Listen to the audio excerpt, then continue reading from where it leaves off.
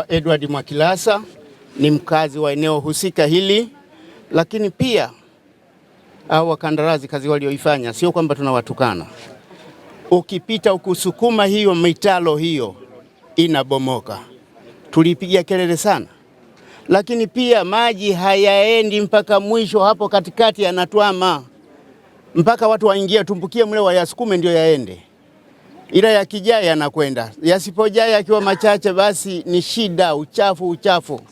Kwa hiyo tunaomba tu Mungu atusaidie. Huyu mkandarasi maadamu amejifunza kutokana na makosa, lakini sio kwa hapa tena, kwa sehemu nyingine ukienda. Ila hapa pamekushinda, hatuhitaji hata kuiona sura yako. Manake tumeharibiwa vibaya, tumetesewa vibaya. Miaka mingi tunalalamika kuhusu hii barabara, lakini ndio hivyo. Ni katibu wa bodaboda Baruti, ambao ndio watumiaji wakubwa wa barabara hii. Hii barabara imekuwa na changamoto kwa muda mrefu sana. Na juzi ziara ilivyokuja tulishukuru sana kwa sababu tulitoa kero zetu nyingi sana kuhusu mkandarasi aliyekuwa akisimamia barabara hii. Mkandarasi huyu alitutesa kwanza kipindi akitengeneza barabara. Alitajaza kifusi alafu akaondoka. Katikati pale ikatokea msiba, kama mnakumbuka ndugu wa mtaa huu. Kuna msiba ulitokea, tukashindwa kufikisha mwili nyumbani kwa sababu ya vifusi. Hakuna njia ya kupita gari wala hakuna sehemu ya kupita mtu ili kufika eneo la tukio. Baadaye akaja kusambaza, lakini kifusi alichotetea ni matakataka aliyokusanya barabarani kwenye sehemu zinazotengenezwa akaaleta hapa. Inateleza, inatuangusha huko njiani. Juzi alipokuja hapa alimtuma mtu aliyekuja kutoa ripoti. Mradi wetu inasema kwamba inatengenezwa kwa milioni 173. Na alituambia aliyetumwa siku hiyo kutoa uwakilishi wamekabidhiwa shilingi milioni 155. Alafu ilikuwa mradi ni milioni 173, amekabidhiwa, ameshalipwa milioni 150. Lakini aliyekuja leo kaja kutufunga kamba tena. Badala ya kusema ukweli ambao wa ripoti aliyotoa juzi, leo ametuambia amepewa milioni 120. Ina maana hapa kama TAKUKURU mpo, amnihitaji hata kutumia nguvu nyingi. Huyu ni muongo. Huyu aliyetumwa juzi yuko wapi? Wajuzi kakimbia. Waleo kaletwa fundi ambaye anakuambia yeye ni controller, fundi controller, alafu ni form 4. Sio ajabu ni form 4 failures.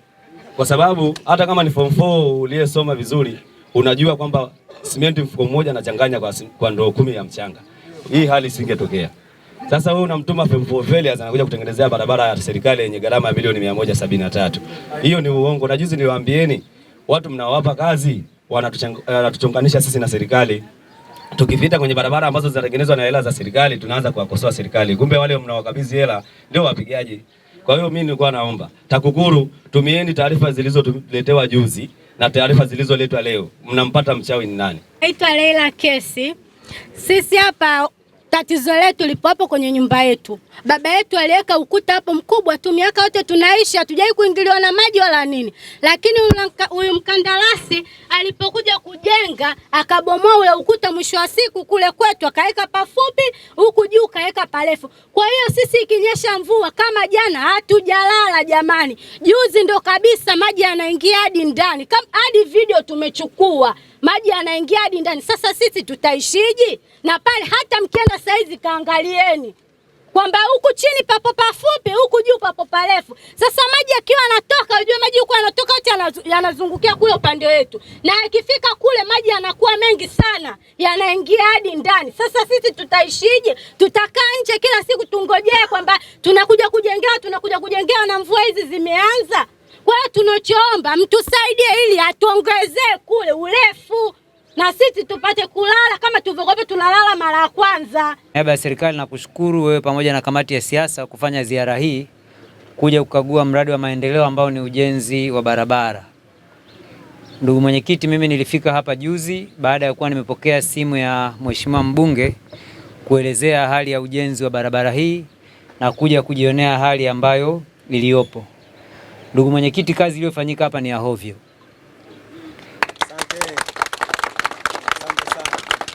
Kwa sababu hapa tulipo tayari ni barabara ambayo ilishakabidhiwa na hali ndio ilivyo hapa. Lakini ndugu mwenyekiti, hapa waliposimama wananchi kuna barabara lakini hakuna kivuko. Wananchi imebidi waweke mbao kuvuka kwenda upande wa pili. Lakini ndugu mwenyekiti, mimi nilikagua hii barabara, nilienda mpaka juu. Anasema hapa ni kilomita 1.8. lakini hii barabara ilitakiwa ijengwe kwa kiwango cha changarawe. Ukitifua hii barabara yote huku hukuti hata kifusi kimoja cha changarawe. Udongo uliowekwa hapa sio ambao ulitakiwa uwepo kwenye mkataba. Lakini pia vile vile, ndugu mwenyekiti, mradi huu umeenda kuwa ni kero kwa baadhi ya wananchi ambao wanakaa upande wa pili, unaenda kuunganisha mpaka Kilungule B na Kilungule A pale. Pale mbele maji haya yote yanayochukuliwa hapa yanatakiwa yafike pale mwisho, yavuke upande wa pili kwenda Mtogide. Lakini pale wamejenga hatua mbili tu. Baada ya hapo wananchi wanaishi kwenye bwawa kule upande wa chini. Kwa sababu maji yote yanayokusanywa hapa, mwenyekiti, kama unavyoona kuna watu wamekimbia nyumba zao.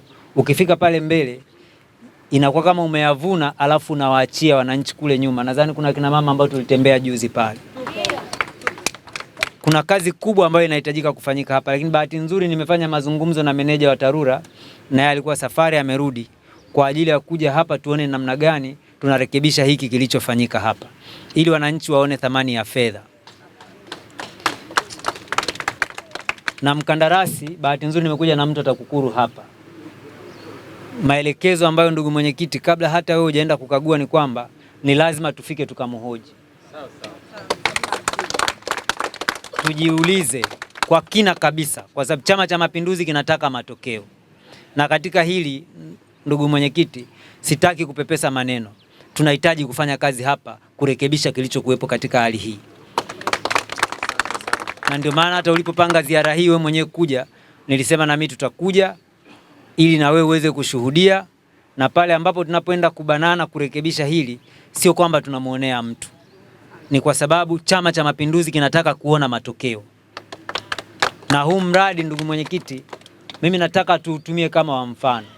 Kwamba tunapoamua kufanya miradi ya maendeleo, tunapoahidi wananchi kuwaletea maendeleo, serikali inapotoa fedha, sisi tunaosimamia na yule ambaye anapewa kazi, ukiwa ni Mtanzania unapigiwa kelele kila siku kwamba tuwape wa Tanzania, alafu unakuja kufanya kazi ya utopolo kiasi hicho, haitakiwi.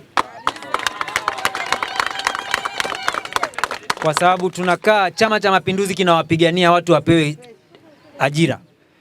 Tunasema watu wapewe tenda. Lakini ndugu mwenyekiti, leo hapa wewe uzuri ni engineer. Utachimba huku katikati uone hali iliyopo. Kwa hili sikutaka kwamba tulifiche kwa chini chini. Lakini nataka niwahakikishie wananchi kwamba serikali ya Dr. Samia Suluhu Hassan ipo hapa kwa ajili ya kuwahudumia nyinyi. Na haya mapungufu na yale yote ambayo chama kitayaibua, kwa sababu ndio maana chama kimekuja hapa, sisi tutahakikisha kwamba tunayafanyia kazi. Nimeanzia kule msikitini, nimekuja mpaka hapo unapoona. Nilikuwa naangalia hiyo mola mliowekwa. Baada ya kutoka tu pale mpaka hapa, nikashangaa. Huyu aliyeweka kifusi ameenda kuchukua kifusi wapi? Cha mtu aliyebomoa barabara yake akakitupa, akaenda kukichukua. Hii sio kifusi, ni takataka. Mheshimiwa DC, hiki sio kifusi, ni uchafu ambao umetoka barabara kubwa kule. Kuna mlima aliweka pale, ndio wameenda kukusanya pale. Mimi niseme Mheshimiwa DC, pamoja na majukumu yote tunayofanya, kuna haja kila wakati unaposikia changamoto za wananchi uripoti kuja. Na unapokuja unakuwa ni sehemu ya kutatua matatizo kama haya. Leo nikushukuru pia umevaa mabuti, ulijua hali ya huku na ukuniambia. Ni vizuri sisi viongozi, sio lazima uitwe. Inafika wakati kwenye miradi ya serikali tu tunakwenda bila kuitwa au bila kualikwa. Kwa nini nasema hivyo? Ukienda kualikwa watakupiga changa la macho. Sasa kama tungekuja hapa leo chama, tungepigwa tu changa la macho. Na mimi nakushauri, lazima kipindi hiki kazi ni mchaka.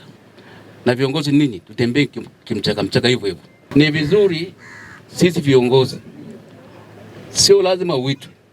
Inafika wakati kwenye miradi ya serikali tu tunakwenda bila kuitwa au bila kualikwa.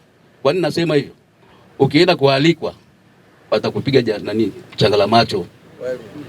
Sasa kama tungekuja hapa leo chama, tungepigwa tu changa la macho.